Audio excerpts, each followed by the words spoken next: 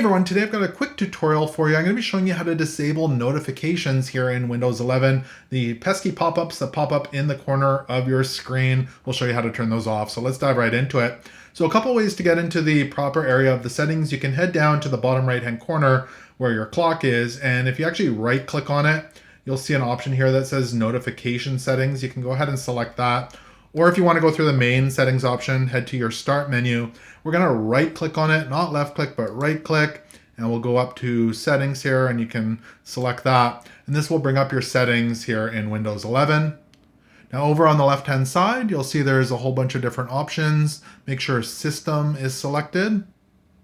And under system, you should see the option that says notifications here. You can go ahead and select that. And under notifications, so down here at the bottom, you'll see all the pop-ups that are enabled. I just had the pesky Copilot one pop up, so I could turn that off manually here just like that. These are the most recent ones. You can also sort by the name as well. Now, if you do want to turn them all off, if you go back up to the top here, it says notifications, get notifications from apps and other senders.